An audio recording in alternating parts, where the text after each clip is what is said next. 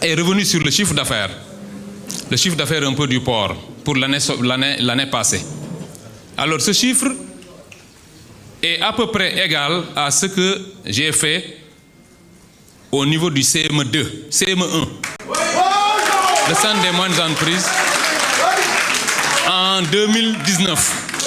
C'est un peu avant les événements que vous connaissez, mais en 2019, on avait déjà au niveau du CME à peu près le chiffre d'affaires. Nous, c'était des recettes. Ici, c'est un chiffre d'affaires. Donc, c'est pour vous dire que je suis habitué aux défis et j'entends les relever.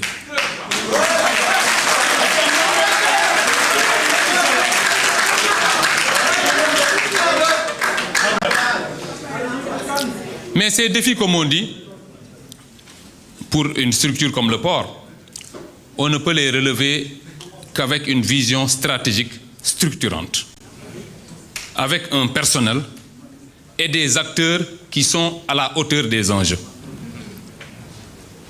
Il faudrait qu'on se comprenne. Si nous sommes tous unis autour de l'essentiel, nous arriverons à faire des résultats. Et à cet égard, je voudrais vous assurer, le personnel de tous les ports et tous les acteurs portuaires, je me tiens prêt à avoir avec vous une collaboration franche, juste et bénéfique pour tout le monde.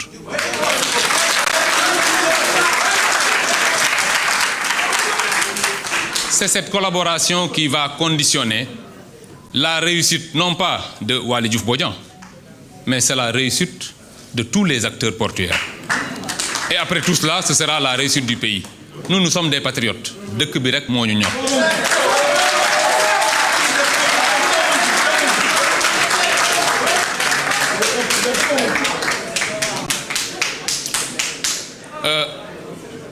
Je vais conduire aux destinées du port en m'adossant, le directeur y est revenu tout à l'heure. Je suis d'ailleurs surpris par la connaissance profonde qu'il a du projet. Ça veut dire que le projet intéresse tout le monde. Le chapitre 12, effectivement, nous allons nous adosser au projet.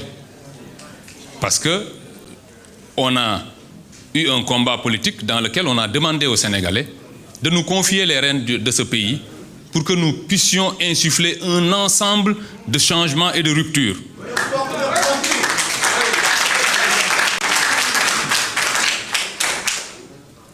Le port, pour moi, ça va être dans cette même lancée. Nous n'allons pas être là juste pour changer des choses. Rien ne changera juste pour changer, non. Retenez bien cela. Rien ne changera juste pour changer. Mais tout ce qui doit changer, changera.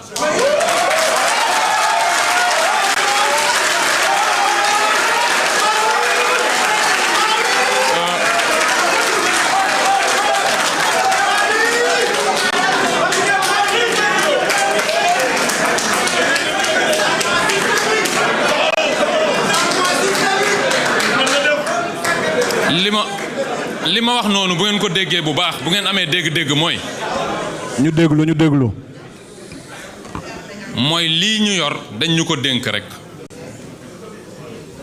Le port autonome de Dakar n'est ni à Mountaga puisqu'il va le quitter, entre guillemets, ni à Waly Diouf Bodian. Ce n'est pas mon port à moi, c'est le port de tout le monde. Je disais à quelqu'un, un peu pour imager, benn xarit sama xarit may wax ne ma yàlla na yen bi oyof ma ne ko non port bi moo ko yenoo damay daanu.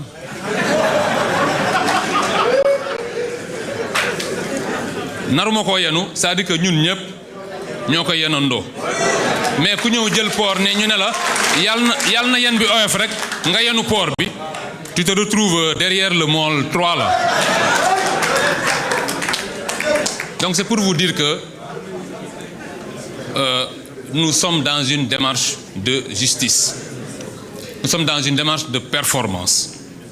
Tout ce qui m'amène ici au port, bu ma bàyyee DGID ñëw port, vraiment c'est pour que l'on puisse ensemble de façon intelligente, relever tous les défis.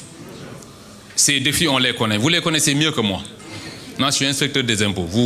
Vous les connaissez mieux que moi. L'optimalité des opérations, la compétitivité sous-régionale. Il y en a qui ont maîtriser que moi. Ce sont ces défis-là, pour n'en citer que ceux-là, qui vont nous intéresser pendant le temps qu'on va passer au niveau du port. Pour les syndicalistes, on m'a dit qu'il y avait 7 syndicats. 5? Quelqu'un m'a dit 7 tout à l'heure. Il y en a 5, oui. Je pense qu'on doit pouvoir s'entendre. Parce que dans toutes les organisations où j'ai été, c'est le personnel qui a été le plus proche de moi. Je sais me mettre au niveau du personnel parce que je suis syndicaliste d'abord. Dans mon ADN, vous trouverez le syndicalisme, vous trouverez la politique et vous trouverez un fonctionnaire dans l'âme. Donc quand vous avez ces trois-là, les syndicalistes war nañoo mën a juboo parce que li ngeen di def doon naa ko def man. Je sais que dans toutes les organisations, toutes les visions stratégiques, plan boo mënti teg, si le personnel ne suit pas, ça ne marchera pas. Donc on commence d'abord par le personnel. Le personnel, je suis ouvert en tout cas à créer les conditions pour que vous puissiez travailler et réaliser des performances avec nous. Voilà, je ne veux pas être très très long. Je remercie encore une fois tous ceux qui ont bien voulu faire le déplacement. J'espère n'avoir oublié personne. Aziz, n'envoie pas de message, je ne t'ai pas oublié. À ma mère, à moi, parce que dans mon code 700, oui, la présidente Aïda Mbodj, je me donne l'acte, parce que vous me dites, mon seigneur le Marc Ousmane Sonko, et vraiment, je suis très très honoré de vous avoir ici. Vous avez déjà pu m'accompagner lors de la campagne à Kermassar. Hein? J'en profite pour faire une marque. Voilà, à Kermassar, nous doyen. Voilà, j'espère que je n'ai pas été trop long. Je souhaite que nous puissions travailler ensemble. C'est pour ça qu'on est là. Encore une fois, monsieur le directeur, dans le texte que j'ai écrit, j'ai tenu à vous rendre un hommage mérité. Parce que vous vous êtes mis au service de ce pays pendant 10-11 ans. Et vous avez pu, on l'a rappelé tout à l'heure quand on était lors de la passation, on a rappelé les résultats appréciables qui ont été les vôtres. Ça, il faut qu'on vous le reconnaisse. Vous avez fait des résultats appréciables. Et c'est la raison pour laquelle je vous ai dit, lors de notre première rencontre, nous n'avons que le Sénégal en ligne de mire. Nous avons pu échanger de façon très très cordiale, en dehors de la connaissance de qui que ce soit. Personne ne vous a influencé, personne ne m'a influencé. Et nous nous sommes vus à plusieurs reprises et le courant est passé. Adina, comme je dis, Amoul Ben Solo, et on va continuer quand même à prendre vos conseils, à collaborer avec vous, parce que quand même, vous avez une connaissance de cette maison dont on ne peut valablement se passer. Merci. Voilà, je vous remercie. Je ne veux pas être trop long. Merci à tout le monde. Merci à la presse. Monsieur le directeur général, dafa am ay cadeaux yoo xam ne xaar leen des na rek dafa am remise des cadeaux.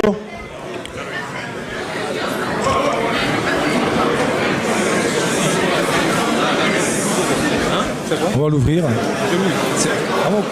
C'est votre cadeau, oui. Merci. On va continuer. Je sais. On va continuer, comme je vous ai dit. On va voir ce qui vous a.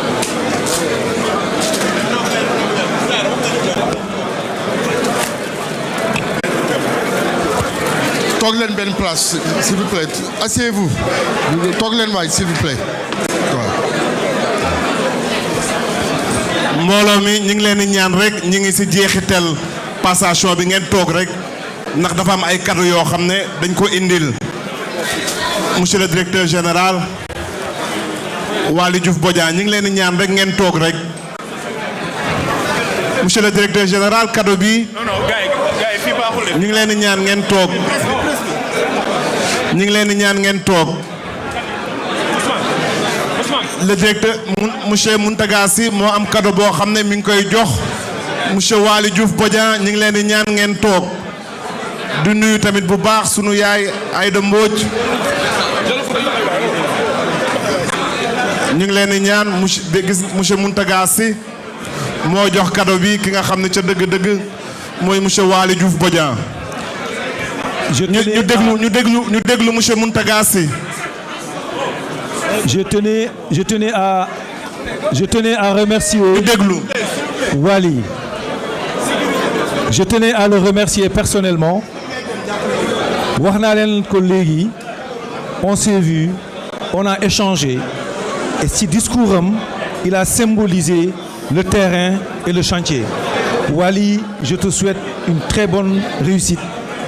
Yàlla na la yen bi oyof. Cap Sénégal monsieur Baba Tall moom ci boppam mooy jox may leen ko mu jox cadeau bi le directeur général du port Waly Diouf Bodian. Monsieur Baba Tall président Cap Sénégal.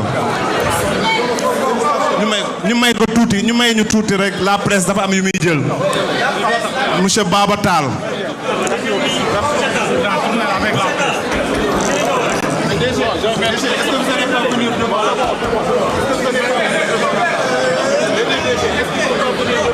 non Baba na dem Baba demal ñu may ñu tuuti rek ñu yeggali dafa am ay remise des cadeaux.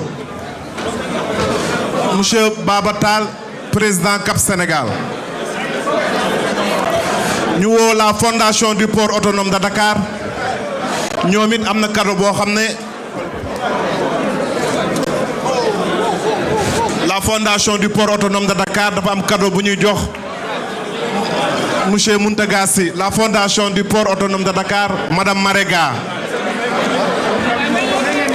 may leen ko madame Marega dafa am cadeau goo xam ne daf koy jox monsieur Mountaga Sy. moo amee li nga xam ni mooy fondation bu port autonome de Dakar ñu may gars yi ñu jël photo yi. waa port autonome de Dakar am na cadeau boo xam ne Fatoumata Diop ñoom ñoo koy jox ca dëgg-dëgg ki nga xam ni mooy monsieur Mountaga Sy di le solutionneur du port autonome de Dakar.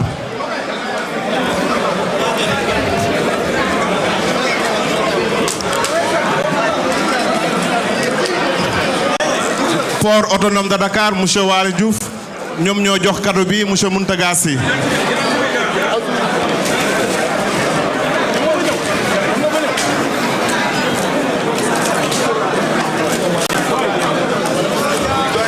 jërë ngeen jëf ñi nga xam ni mooy port autonome de Dakar Fatoumata Diop ci boppam bi nga xam ni moom la ñu dénk direction du capital humain ñoo jox lii le solutionneur du port l'homme des grands défis monsieur Mountaga Sy. am na cadeau boo xam ne tamit ñu ngi koy joxaat monsieur le solutionneur du port di leen nuyu yéen ñëpp.